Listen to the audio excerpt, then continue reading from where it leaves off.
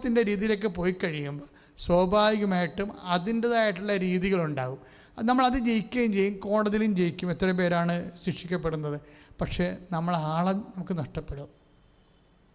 നീ ക്രിസ്ത്യാനിയായിട്ട് പിന്നെ ഇങ്ങനെ നടന്നിട്ട് കാര്യമൊന്നുമില്ല. ദൈവം എന്താ കാര്യം? കർത്താവ് അവസാനം വരെ നേടാൻ നോക്കിയ ആളാണ്. അവസാനം വരെ ശത്രുവിനെ അവസാനം വരെ നേടാൻ നോക്കിയതാണ്. കാര്യം ഈ ഒടുക്കത്തത്താഴത്തിന് ഈശോ അപ്പം എടുത്തിട്ട് കുർബാന സ്ഥാപിക്കണതിന് മുമ്പ് അപ്പം ജൂഡാസിന് കൊടുത്തിട്ട് പറയും, നീ ചെയ്യാനുള്ളത് വേഗം ചെയ്യാൻ പറയും. എന്ന് വെച്ചാൽ ഈശോയ്ക്കറിയാം ഒറ്റിക്കൊടുക്കാൻ വേണ്ടി ആൾ റെഡിയായിട്ടിരിക്കണം, ഇവിടുന്ന് പോകാനിരിക്കണമെന്ന് പറയും. പക്ഷെ ആ ചെയ്യാൻ അത് ഈശോ ഒരു പരിഭവമായിട്ടോ അല്ലെങ്കിൽ നിരാശയായിട്ടോ അല്ലെങ്കിൽ ദേഷ്യമായിട്ടോ ഒന്നുമല്ല പറയണത്. വളരെ നല്ല മോഡി ലാംഗ്വേജിലാണ് പറയണത്, നീ ചെയ്യാനുള്ളത് വേഗം ചെയ്യാൻ.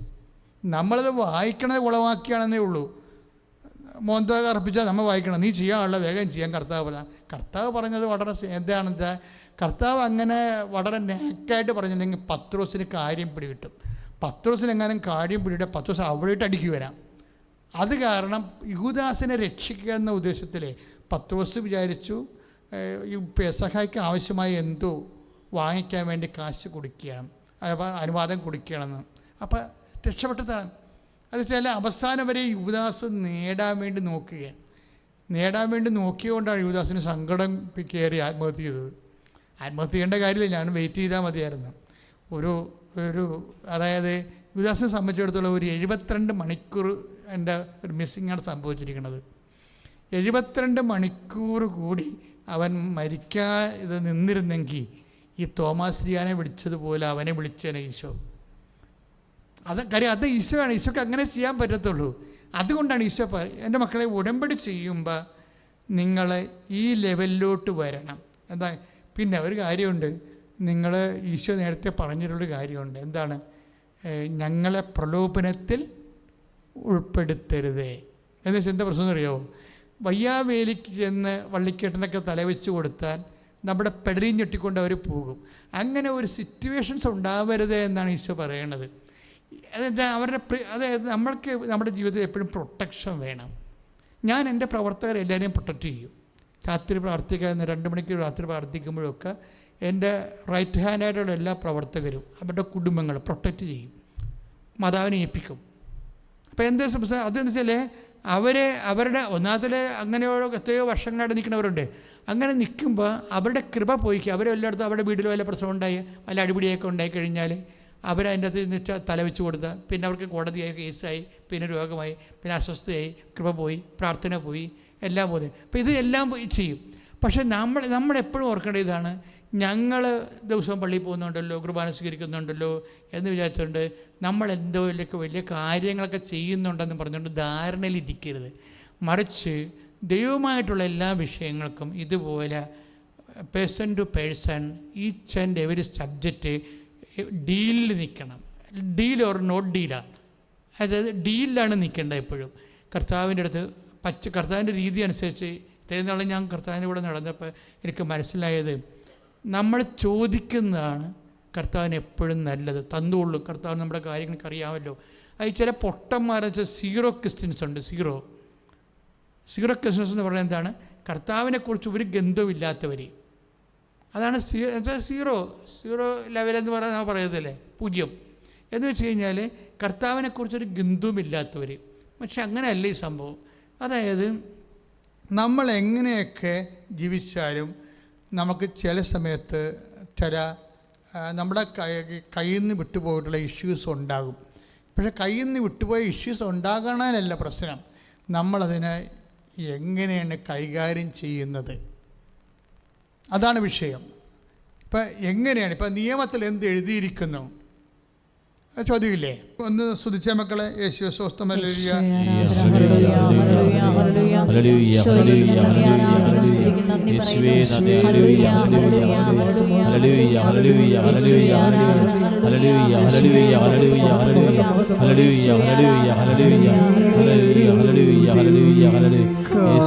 ആരാധന. യേശുവേ ആരാധന, യേശുവേ ആരാധന. ഹല്ലേലൂയ, ഹല്ലേലൂയ, ഹല്ലേലൂയ. യേശുവേ ആരാധന, യേശുവേ ആരാധന, യേശുവേ ആരാധന. Hallelujah, hallelujah. യേശുവേ ആരാധന, യേശുവേ. ഹല്ലേലൂയ, ഹല്ലേലൂയ, ഹല്ലേലൂയ. യേശുവേ ആരാധന, യേശുവേ ആരാധന. യേശുവേ, യേശുവേ, യേശുവേ, യേശുവേ. യേശുവേ ആരാധന, യേശുവേ ആരാധന. Praise the Lord. എന്നുവെച്ചാൽ എപ്പോഴും സംഭവിക്കാൻ സാധ്യതയുള്ള ഒരു കുഴപ്പം എന്തറിയാവോ? അതായത് നമ്മുടെ ആധ്യാത്മിക വളർച്ചയെ തകർത്ത് കളയുന്ന ഒരു വലിയ കാര്യമുണ്ട്. അതായത് ഇപ്പം നിത്യജീവൻ പ്രാപിക്കാൻ ഞാൻ എന്ത് ചെയ്യണം എന്ന നിയമം ഞാൻ ചോദിക്കുമ്പോൾ ഈശോ എന്നാ പറയണത്? നിയമത്തിൽ എന്ത് എഴുതിയിരിക്കുന്നു? 10:26 ലുക്കാൻ്റെ സുവിശേഷം 10:26. അവൻ ചോദിച്ചു, നിയമത്തിൽ എന്ത് എഴുതിയിരിക്കുന്നു? ദാറ്റ് മീൻസ് വിശുദ്ധ ഗ്രന്ഥത്തിൽ എന്ത് എഴുതിയിരിക്കുന്നു അതല്ല പ്രശ്നം. അവിടെ എന്തെഴുതിയാലും വാട്ട് യു റീഡ്, നീ അത് എന്ത് വായിക്കുന്നു അത് നിൻ്റെ പേഴ്സണൽ വിഷയമാണ്. നിയമത്തിൽ എന്ത് എഴുതിയാലും നീ അതെങ്ങനെയാണ് ആ വചനങ്ങളെ കൈകാര്യം ചെയ്യണത്? ഇതൊരു വല്ലാത്ത ഒരു തലവേദന പിടിച്ച പരിപാടിയാണ്. കാര്യം നമ്മൾ ദൈവവചനത്തിലൊക്കെ എന്തെല്ലാം ഉണ്ടെന്നൊക്കെ നമുക്കറിയാം. പക്ഷേ നമുക്കൊരു ഇഷ്യൂ ഉണ്ടായിക്കഴിയുമ്പോൾ നമ്മളത് എങ്ങനെയാണ് കൈകാര്യം ചെയ്യണത്? ഇപ്പോൾ നമുക്കൊരു മൂത്ത കുട്ടിയുണ്ട്, ഇളയ കുട്ടിയുണ്ട് നമുക്ക്, അല്ലേ? അപ്പോൾ ഇളയ കുട്ടിക്ക് കഴിഞ്ഞിട്ട് പിന്നെ നമ്മൾ പ്രസവിച്ചില്ല, പിന്നെ 9 വർഷം കഴിയുമ്പോഴാണ് പ്രഗ്നൻ്റ് ആകണത്. ചിലപ്പോൾ അറിയാതെ ആവും, അവരുദ്ദേശിച്ച് കാണത്തില്ല, പക്ഷെ അവർ പ്രഗ്നൻ്റ് ആവും. ഈ പ്രഗ്നൻ്റ് ആകുന്നതോടുകൂടി ഈ അപ്പൻ്റെയും അമ്മയുടെയും ലക്ഷണം മാറും. എന്താ? മൂത്ത കുട്ടി എന്നാ വിചാരിക്കും? അപ്പോൾ ഇവർ വന്നത് നമുക്ക്, അപ്പോൾ അവർക്ക് തമ്മിലേ അറിയാൻ പാടുള്ളൂ, ഇത് നമുക്ക് കളഞ്ഞേക്കാമെന്ന് പറയും. അപ്പോൾ എന്താ പറയുക? അപ്പോൾ ചിലർ എന്താ വിചാരിക്കണത്? മൂത്ത കുട്ടിയാണ്, ആര് വിചാരിച്ചു എന്നാ കാര്യം, ദൈവത്തിൻ്റെ കുഞ്ഞല്ലേ, നമ്മൾ വളർത്തും, അടിപൊളിയായിട്ട് വളർത്തും, ആ മൂത്തോളെ കൊണ്ട് ഇതിനെ വളർത്തിക്കും നമ്മൾ. അപ്പോൾ ഓരോ വിഷയം ആൾക്കാർ കൈകാര്യം ചെയ്യുന്ന രീതി കണ്ടില്ലേ? അപ്പോൾ നിയമത്തിൽ എന്ത് എഴുതിയിരിക്കുന്നു? ചില ആൾക്കാർ പറയും, നീ അതെങ്ങനെ വായിക്കുന്നു? കർത്താവിൻ്റെ വചനത്തിൽ എന്ത് എഴുതിയാലും ഓരോ അവന്മാർ വായിക്കണത് അവനവൻ്റെയൊക്കെ സ്വന്തം രീതി അനുസരിച്ചാണ്. അതാ വിഷയം. നിയമത്തിൽ എഴുതിയിരിക്കണമല്ല പ്രശ്നം. ദൈവത്തിൻ്റെ വചനത്തിൽ എന്ത് എഴുതിയാലും ഓരോരുത്തരും അവരുടെ സൗകര്യം അനുസരിച്ചുകൊണ്ട് ഈ സാധനം വായിക്കും. അതോടുകൂടി പണിയും കിട്ടും. പണി കിട്ടണമെന്ന് പറഞ്ഞാൽ നിങ്ങൾക്കറിയാമോ? ഒരു 1.5 പണിയാണ് കിട്ടാൻ പോണത്. എന്ന് വെച്ച് കഴിഞ്ഞാൽ ഇതൊരു ഏണിയും പാമ്പും കളി പോലെയാണ്. ഏണിയും പാമ്പും കളി പോലെ വെച്ച് കഴിഞ്ഞാൽ നമുക്കറിയാം, ഞാൻ എപ്പോഴും പറയാം, ആധ്യാത്മിക ജീവിതമൊന്നുമല്ല സ്നേക്ക് ആൻഡ് ലാഡറായിട്ടുള്ള കളിയാണ്. പക്ഷെ നമ്മളിപ്പോൾ 46 ഒരു ഏണി ഇരിപ്പുണ്ട്, ഇല്ലേ? 46 ഏണി എങ്ങോട്ട് കിടക്കണത്? 97 ഇരിക്കണം. ഏണിമ്പാമ്പ് കളിയിൽ 46 ഏണി ഇരിക്കണത്, അത് 97 ഇരിക്കുന്നത്. 46 നമ്മൾ ചെന്നാൽ എന്ന് പറഞ്ഞാൽ നമ്മൾ കയറി മുന്നോട്ട് പോകും. ആധ്യാത്മിക വളർച്ച അങ്ങനെയാണ് സംഭവിക്കുന്നത്. പെട്ടെന്നൊരു വളർച്ച വരും നിൻ്റെ ഒരു നിലപാട് കാരണം, നിൻ്റെ ഒരു നല്ല നിലപാട് കാരണം.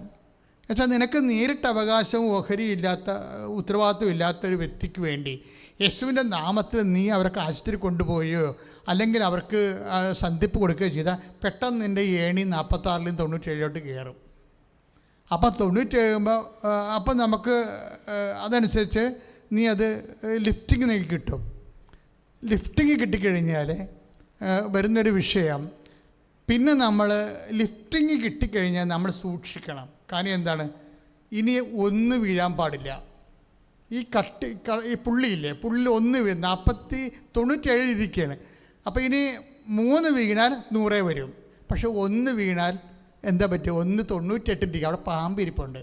പാമ്പിനൊക്കെ പറഞ്ഞ് വിഴുങ്ങിയിട്ട് നമ്മളെ കൊണ്ടുവന്ന് 2 വെക്കും. ദാറ്റ് മീൻസ് ഒരു തീരുമാനം എടുക്കുന്നതിൽ പെശകിയ. ഇപ്പം ഇതിൻ്റെ അയൽവാസിയുടെ ശത്രുത തന്നെ അവനൊന്ന് കുരുക്കാമെന്ന് വിചാരിച്ചു കഴിഞ്ഞാൽ അപ്പോഴതിന് നീ ക്രിസ്ത്യാനി ആകണമെന്ന് നിർബന്ധമില്ലല്ലേ കെട്ടിയെടുത്ത്.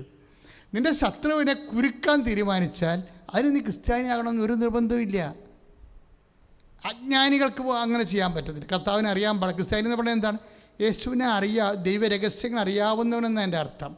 ദിവ്യരഹസ്യങ്ങൾ അറിയാവുന്നതിനെ സംബന്ധിച്ചിടത്തോളം നിയമത്തിൽ എന്താ എഴുതിയിരിക്കുന്നത്? ശത്രുവിനെ നേടണമെന്നാണ് എന്ന് എഴുതിയിരിക്കുന്നത്. നിയമത്തിൽ എന്താ എഴുതിയിരിക്കുന്നത്? അല്ല ശത്രുവിന് പണി കൊടുക്കണമെന്നല്ല എഴുതിയിരിക്കുന്നത്, ശത്രുവിനെ നേടണമെന്നാണ് എഴുതിയിരിക്കുന്നത്. അപ്പോഴാ ഒന്ന് വീണോടുകൂടി നീ നേരെ കറങ്ങിത്തിരിഞ്ഞ് പാമ്പ് നിന്നെ 98 വിഴുങ്ങുന്നു. എടുത്ത തീരുമാനത്തിൻ്റെ ഇതിനകത്ത് വരുന്ന പെശക 98 നേരെ വന്ന് 2 സ്വാഹ, തീർന്ന പരിപാടി. ഇനിയിപ്പോൾ എന്ത് ചെയ്യണം?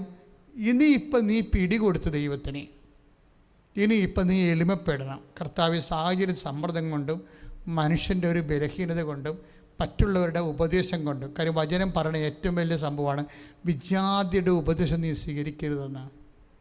പൗരസഭ ചോദിക്കും, നിങ്ങളുടെ ഉള്ളിൽ ജ്ഞാനിയായിട്ടുള്ള ആരും ഇല്ലേ? നിങ്ങൾ എന്തിന് വിജാതിയരുടെ എന്ത് വിജാതിരെന്ന് ഉദ്ദേശിക്കുന്നത് വെച്ച് കഴിഞ്ഞാൽ ആരാണ്? ക്രിസ്തുവിനെ അറിയാത്തവരുടെ ഉപദേശങ്ങൾ നീ സ്വീകരിക്കുമ്പോൾ നീ എന്താ ഉദ്ദേശിക്കണത്? ക്രിസ്തുവിനെ നീ മാറ്റി നിർത്തിക്കൊണ്ടാണ് ഈ വിഷയം കൈകാര്യം ചെയ്യാൻ പോണത്. ക്രിസ്തുവിനെ മാറ്റി നിർത്തിക്കൊണ്ട് പിന്നെ നീ കെട്ടിയെടുത്ത് എന്താ ക്രിസ്ത്യാനിയായത്? അല്ലെങ്കിൽ ക്രിസ്ത്യാനിയുടെ ജീവിക്കണേ എന്തിനാണ്? ഇതിനുകൊണ്ടാണ് ഈശോ പറഞ്ഞത്, നീ എപ്പോഴും ഇതിനെ ബൈൻഡ് ചെയ്ത് പോകണം. എന്താണ്? പ്രലോഭനത്തിൽ ഉൾപ്പെടുത്തരുത്. പിന്നെ എന്ത് ചെയ്യണം? തിന്മയിൽ നിന്ന് രക്ഷിക്കണമേ. ഇത് നമ്മൾ ചെല്ലാറില്ലെന്ന് ചോദിച്ചാൽ ചെല്ലാറുണ്ട്, പക്ഷേ നമ്മളവിടെ ഉണ്ടാവത്തില്ല. അതാണ് പ്രശ്നം. ദ പ്രസൻസ് ഓഫ് ദി റിസൈറ്റർ പ്രധാനപ്പെട്ട വിഷയമാണ്. നമ്മളിത് ചെല്ലാറുണ്ട്, ചെല്ലാത്ത ആൾക്കാരുണ്ട്. സ്വർഗസ്വനായ പിതാവ് എപ്പോഴും ചെല്ലണമല്ലേ? ചെല്ലും, പക്ഷേ വിൽ നോട്ട് ബി ദെയർ. നമ്മളവിടെ ഉണ്ടാവത്തില്ല. എന്താ കാര്യം? സ്വർഗസ്വനായ പിതാവ് ചെല്ലുമ്പോൾ എന്താണ് ചെല്ലണമെന്ന് നമുക്കറിയത്തില്ല, എന്തിനാണ് ചെല്ലണമെന്ന് അറിയാൻ പാടില്ല. പണ്ടുപോലെ പഠിച്ചു വെച്ച സാധനങ്ങൾ ഇന്നെ അറിയാതെ 1 × 1 2 2 2 4 എന്ന് പറഞ്ഞാൽ നമ്മളിങ്ങനെ പട്ടിക ക്രിസ്ത്യാനിയാണിത്.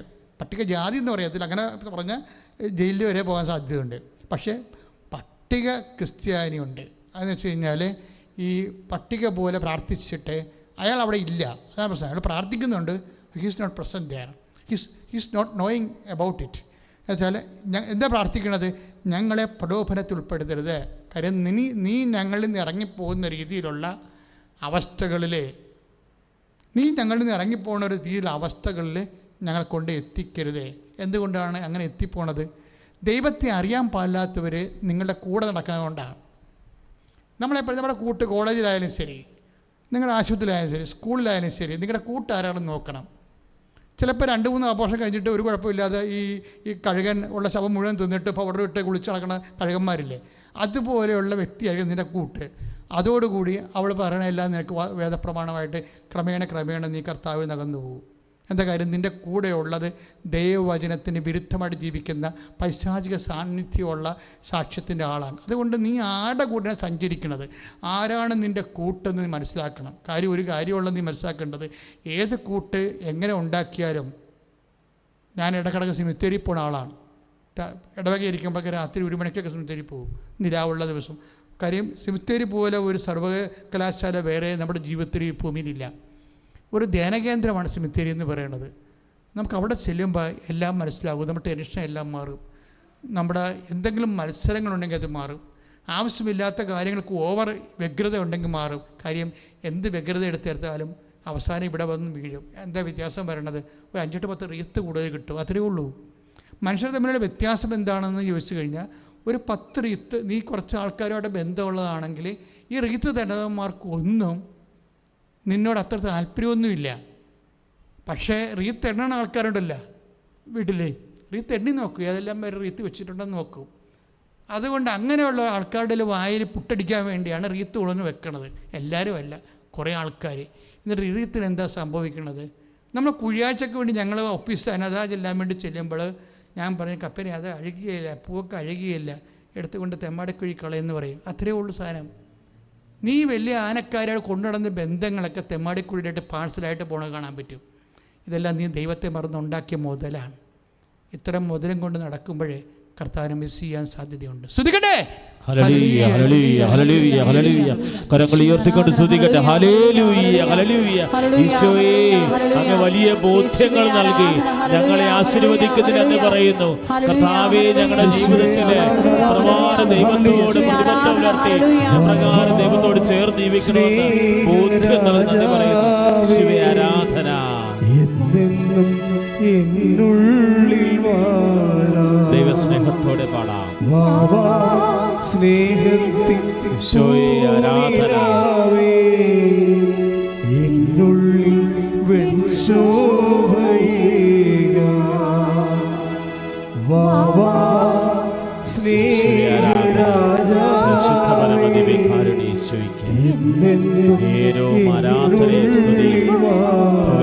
ഉണ്ടായിരിക്കട്ടെ. സ്നേഹത്തിൻ യേശുവേ ആരാധന, യേശുവേ ആരാധന, യേശുവേ ആരാധന. പരമ ദിവ്യകാരുണ്യത്തിന് നേരവും ആരാധനയും സ്തുതിയും പുകഴ്ചയും ഉണ്ടായിരിക്കട്ടെ. പരിശുദ്ധ പരമ ദിവ്യകാരുണ്യത്തിന് നേരവും ആരാധനയും സ്തുതിയും പുകഴ്ചയും ഉണ്ടായിരിക്കട്ടെ. അപ്പോൾ നമ്മൾ പരിശുദ്ധാത്മാവ് സംസാരിച്ചുകൊണ്ടിരിക്കുന്ന വിഷയം, അതായത് ദൈവവുമായിട്ടുള്ള ബന്ധം ഏറ്റവും വലിയ പ്രലോഭനത്തിന് എന്താണെന്ന് അറിയാമോ? ഇപ്പോൾ ഏറ്റവും മനുഷ്യനുണ്ടാകുന്ന പ്രലോഭനമല്ല, ഏറ്റവും വലിയ നഷ്ടമെന്ന് പറയുന്നത് എന്താ? What is the great loss happen to the humanity? ഒരു വ്യക്തിക്ക് സംഭവിക്കാൻ പറ്റിയ, ഒരു പേഴ്സൺ സംഭവിക്കാൻ പറ്റിയ ഏറ്റവും ഗ്രേറ്റ് ലോസ് എന്താ? ഏറ്റവും വലിയ ലോസ് എന്ന് പറയുന്നത് പലപ്പോഴും ദൈവത്തെ നഷ്ടപ്പെടുന്നതാണ്. പക്ഷേ എപ്പോഴാണത് ലോസാകണത്? നമുക്കത് തോന്നണം. എപ്പോഴും ഒരു അപകടം സംഭവിക്കുന്നത് എന്താണ്? ദൈവത്തെ നഷ്ടപ്പെട്ടാൽ അതറിയാത്ത ഒരവസ്ഥ വരും. അതാണ് ഏറ്റവും വലിയൊരു മനുഷ്യൻ്റെ ദുരന്തം. ദൈവത്തെ നഷ്ടപ്പെട്ടു, പക്ഷെ നമുക്ക് അറിയത്തില്ല. നഷ്ടപ്പെട്ട കാര്യം അറിയത്തില്ല. ആദ്യകാലങ്ങൾക്ക് അറിയും, പിന്നെ അറിയത്തില്ല എന്ന് പറഞ്ഞു കഴിഞ്ഞാൽ അത് വേറൊരു ലെവലാണ്. അത് വേറൊരു ലെവലാണെന്ന് വെച്ച് കഴിഞ്ഞാൽ, ഇപ്പോൾ ഉദാഹരണത്തിന് ഒരു ക്രൈസിസ്, ഒരു ഹെവി ഡ്യൂട്ടി വിഷയം വരുമ്പോഴാണ് നീ പഠിക്കാൻ പോണത്. നിന്നെ ദൈവത്തിന് തിരിച്ചെടുക്കണമെന്നുണ്ടെങ്കിൽ ദൈവം നിനക്കൊരു ഹെവി ഡ്യൂട്ടി വിഷയം തരും. ഇപ്പോൾ കഴിഞ്ഞ ദിവസങ്ങളിലെ ഒരു സാക്ഷ്യം ഉണ്ടായിരുന്നു ഇവിടെ. ഹല്ലേലൂയ ഹല്ലേലൂയ ഹല്ലേലൂയ. കരങ്ങൾ ഉയർത്തിക്കൊണ്ട് സ്തുതിക്കട്ടെ. ഹല്ലേലൂയ ഹല്ലേലൂയ. കർത്താവേ, ഞങ്ങളൊക്കെ സ്തുതിച്ച് പ്രാർത്ഥിക്കുന്നു. കർത്താവേ, ഞങ്ങൾ ഹല്ലേലൂയ ഹല്ലേലൂയ ഹല്ലേലൂയ. അവരുടെ പേര് മറ്റു ട്രീസായാണ്, മറ്റൊരുന്നാവുന്നതാണ്. എനിക്ക് അവിടെ സാക്ഷ്യം വളരെ ഇഷ്ടപ്പെട്ടായിരുന്നു. നിങ്ങളത് യൂട്യൂബിൽ നോക്കണേ. അവിടെ പ്രശ്നം വെച്ച് കഴിഞ്ഞാൽ 38 വർഷമായിട്ട് ഇവർക്ക് ബ്ലീഡിങ്ങാണ്. 38 വർഷമായിട്ട്. അതായത് ഒരു ചെടുത്തി അവർക്കൊരു 45 50 വയസ്സ് കാണുമായിരിക്കും. അങ്ങനെ അവർക്ക് 38 വർഷമായിട്ട് ബ്ലീഡിങ് ഉണ്ടായിക്കഴിഞ്ഞാൽ, നിങ്ങളുടെ തന്നെ പീരീഡ്സ് ആണെങ്കിൽ തന്നെ ഒരു 2 3 4 5 ദിവസം കഴിഞ്ഞാൽ ആൾക്കാർ അടുക്കൽ ഭാഷത്തിൽ ഒരു അച്ഛാവ് ഒന്ന് പ്രാർത്ഥിച്ചു, ബ്ലീഡിങ് നിൽക്കണില്ലെന്ന് പറയും. കാര്യം വെച്ചാൽ എന്താ പ്രശ്നം വെച്ചാൽ അവർക്ക് മനസ്സിലായി എന്തോ സംതിങ് മിസ് ചെയ്തിട്ടുണ്ടെന്നറിയാം. ഇതെല്ലാം കർത്താവിൻ്റെ കയ്യിലുള്ള കാരണം ഞാനപ്പോൾ തന്നെ മുട്ടയ്ക്കാൻ പറയും, ബ്ലസ് ചെയ്ത് അത് പ്രാർത്ഥിച്ചു വിടും. എന്താ പ്രശ്നം വെച്ച് കഴിഞ്ഞാൽ ഇവർക്ക് 38 വർഷമായി ബ്ലീഡിങ്. അപ്പോൾ അവരെന്തുമാത്രം സഫർ ചെയ്യുന്നുണ്ടാകും ഒരു ദിവസം. പക്ഷേ ഇങ്ങനെ സഫർ ചെയ്യുമ്പോൾ ഇവരുടെ ഒരു പ്രശ്നമുണ്ട്, ഈ ട്രീസ്റ്റാരുടെ ഒരു പ്രശ്നം. ബ്ലീഡിങ്ങും കാര്യങ്ങളൊക്കെ പോകുന്നുണ്ടെങ്കിൽ അതിൻ്റെ വേദനയൊക്കെ ഉണ്ട്, അടിവയറ്റിലൊക്കെ വേദനയുണ്ട്, പെരിപ്പുണ്ട്, പൊക്കച്ചിലുണ്ട്, പലതരത്തിലുള്ള വിഷമങ്ങളുണ്ടെങ്കിലും ഇതൊന്നും ഇവരുടെ ആധ്യാത്മികതയെ ബാധിക്കണില്ല.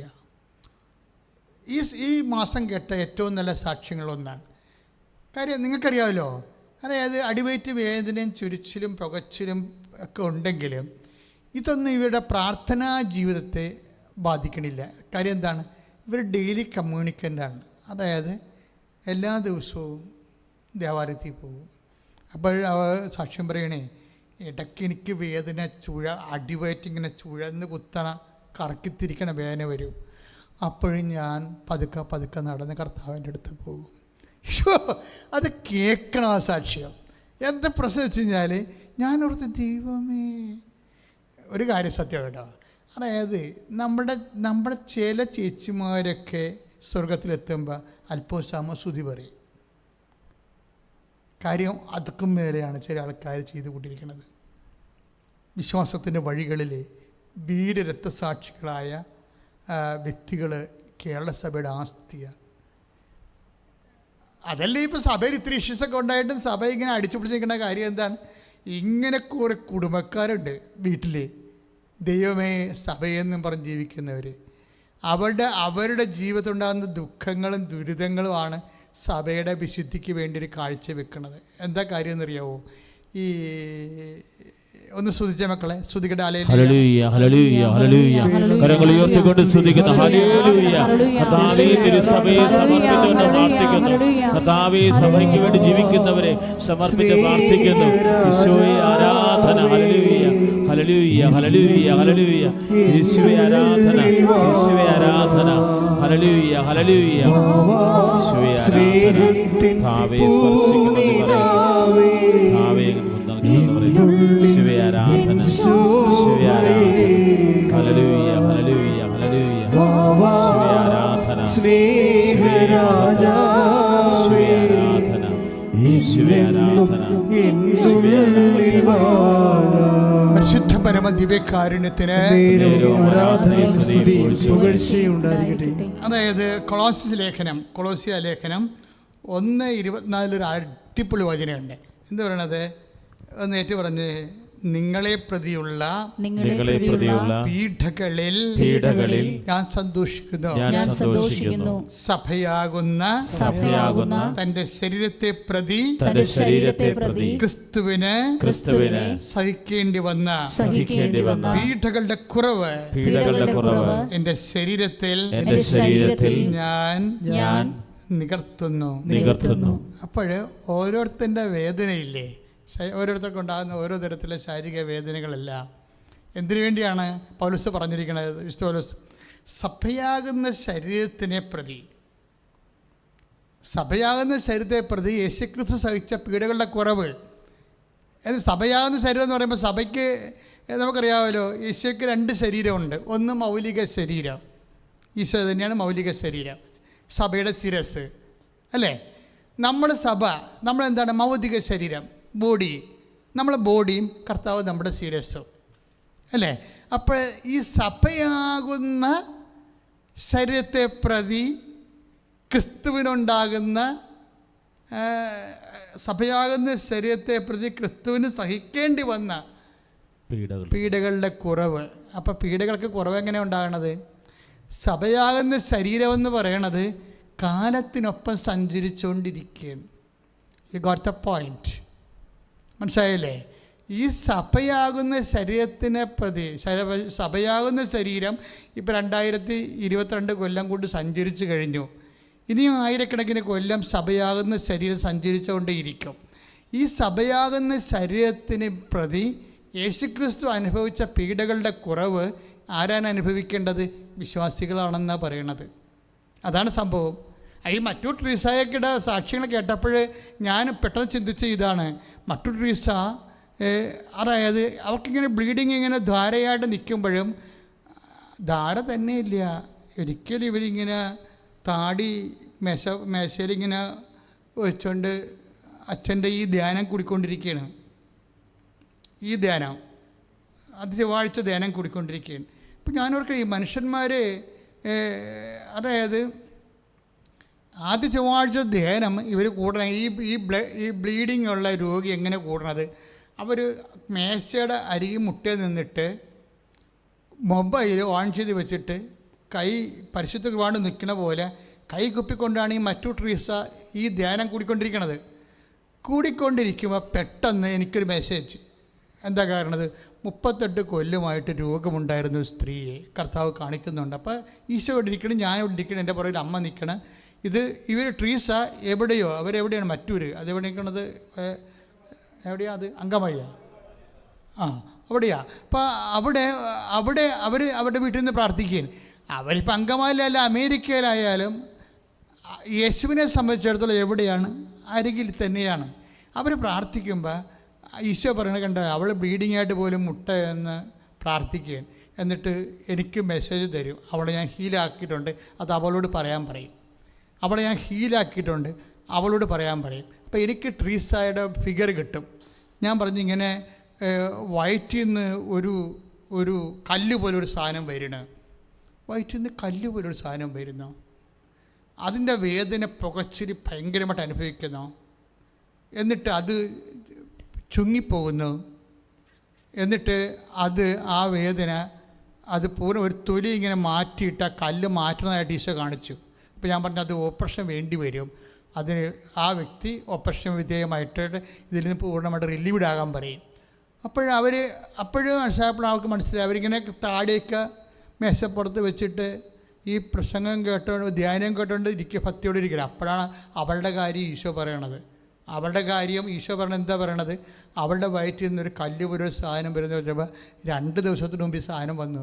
വയറ്റിൽ നിന്ന് യൂട്ടസിൽ നിന്ന് ഇറങ്ങിയിട്ട് ജനേന്ദ്രത്തിൽ കൂടി പുറത്തേക്ക് വരികയാണ് കല്ല്. വല്ലാത്ത വേദനയാണ്. എന്നാൽ അത് കല്ലല്ല ശരിക്കും പറഞ്ഞാൽ ഒരു കടുത്ത ഈ ഒരു വിരൽ പോലെ ഇരിക്കുന്ന, ഞാൻ ഇത് കൃത്യമായിട്ട് കാണിച്ചൊക്കെ പറയുന്നുണ്ട്, വിരൽ പോലെ ഇരിക്കുന്ന ഒരു വസ്തുവാണ് ഇറങ്ങി വരുന്നത്. അപ്പം അത് എത്രയും വേഗം ഓപ്പറേറ്റ് ചെയ്ത് മാറ്റാൻ ഈശോ പറയുകയാണ്. അപ്പോഴെന്നുവെച്ചാൽ ഒരു വ്യക്തിയുടെ വളരെ പ്രൈവറ്റായിട്ടുള്ളൊരു വിഷയമാണത്. അതുപോലും ഈശോ എത്ര ശ്രദ്ധയോടെയാണ് ഇരിക്കണത്. പക്ഷേ എന്തുകൊണ്ടാണ്? ട്രീസായുടെ നിലവാരമാണത്. അവളതിന് പേയ്മെൻറ്റ് ചെയ്യാൻ തയ്യാറാണ്. അവൾ ഈ ബ്ലീഡിങ്ങും വെച്ചുകൊണ്ട് അവൾ ഈ ആരാധന കൂടിക്കൊണ്ടിരിക്കുകയാണ്. ഈശോ എന്ന് വെച്ചാൽ അവൾക്ക് ഈശോ തന്നെയാണ്, വേറെ ഒന്നുമല്ല. നമുക്ക് ഈശോ എന്ന് പറയുമ്പോൾ നമ്മുടെ കാര്യം സാധിച്ചിട്ട് പിന്നീട് യൂസ് ആൻഡ് ത്രോ ആയിട്ട് എറിഞ്ഞു കളയാൻ പറ്റിയ എന്തോ സാധനമാണ്. അതാണ് വിഷയം. പല ആൾക്കാർക്ക് അടിപ്പം പറ്റിയിരിക്കണ ഇതാണ്. എല്ലാവർക്കും അനുഗ്രഹം കിട്ടിയിട്ടുണ്ട്. ആ അനുഗ്രഹിക്കണ ആ സമയത്തൊക്കെ എല്ലാം വലിയ പഞ്ചപുച്ഛം ഉടച്ച് ഒച്ചാനിച്ച് കർത്താവിൻ്റെ കൂടെ ഇങ്ങനെ ഈ നമ്മൾ വീട്ടിൽ വളർത്തുന്ന പട്ടി നക്കി വാലാട്ടിക്കൊണ്ട് നടക്കുന്ന പോലെ ഒരാഴ്ച വാലാട്ടിക്കൊണ്ട് നടക്കും. അതിനുശേഷം ഗുഡ് ബൈ പറയും. അവരവരുടെ വഴിയായി, അവരുടെ രീതിയായി, അവരുടെ പഴയ മനുഷ്യനായി. അപ്പോൾ ഇങ്ങനെ വരണ കൊണ്ട് പക്ഷേ ട്രീസ ഇത്രയും പ്രശ്നം ഉണ്ടായിട്ടും ഉടമ്പടി ചെയ്തിട്ടുണ്ട്. പക്ഷേ ഉടമ്പടി ചെയ്യുമ്പോഴും ഇത്രയും വലിയ വിഷയം ചെയ്യുമെന്ന് ഈ ട്രീസക്ക് അറിയത്തില്ല. പക്ഷെ അറിഞ്ഞാലും അറിഞ്ഞില്ലെങ്കിലും ഈ ഉടമ്പടി ധ്യാനം മനസ്സുറച്ചവർ കൂടിക്കൊണ്ടിരിക്കുമ്പോൾ കർത്താവ് പറയുകയാണ്, എന്താണ് ഇവിടെ ഇങ്ങനെ ചെയ്യുന്നുണ്ട്, അവൾ ഇനി വേദനിക്കേണ്ട കാര്യമില്ല, അവളുടെ കാര്യത്തിൽ തീരുമാനമെടുക്കും. അതായത് ഈശോ ഈ കാര്യത്തിൽ തീരുമാനമെടുക്കാൻ, അതായത് നമ്മളെപ്പോഴും ശ്രദ്ധിക്കേണ്ട കാര്യം, നമ്മളെ കർത്താവിനെ അറിയാം, നമ്മുടെ ഉടായ്പകളെല്ലാം അറിയാം. കാര്യം ഇത് തൽക്കാലത്തേക്ക് വേണ്ടിയുള്ള അഡ്ജസ്റ്റ്മെൻറ്റിന് വേണ്ടിയുള്ള ഉടമ്പടി എടുക്കലും പൊക്കലും ഒക്കെയാണ്. അത് കഴിയുമ്പോൾ പണ്ടത്തെ ആൾ തന്നെയായിരിക്കും നീ എന്നുള്ളത് ഈശോയ്ക്കറിയാം.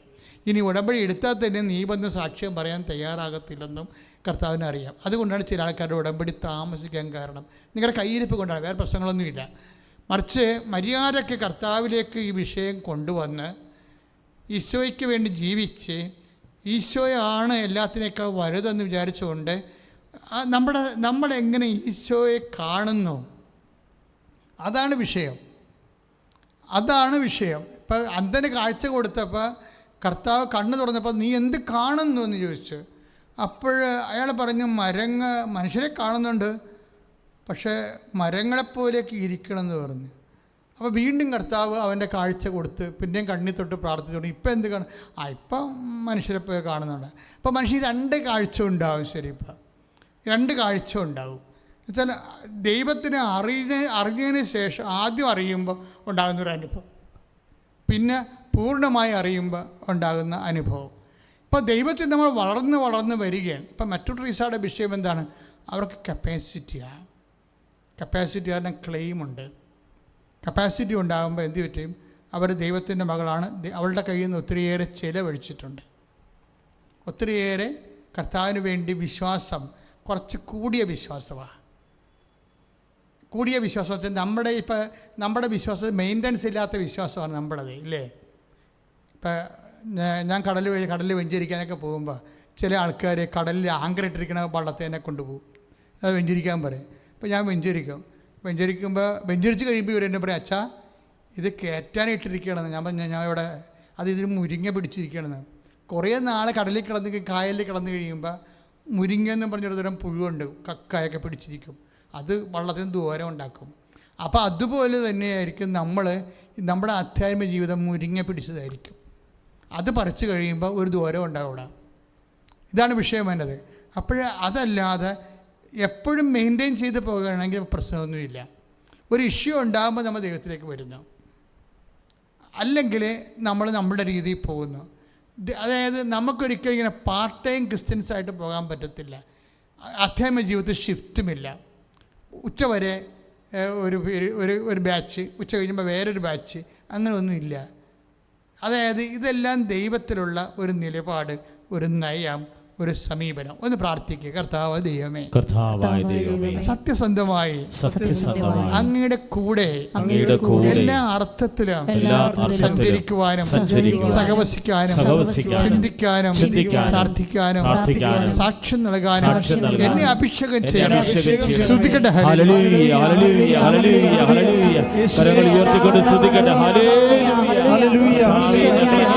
പ്രാർത്ഥിക്കുന്ന കർത്താവേ,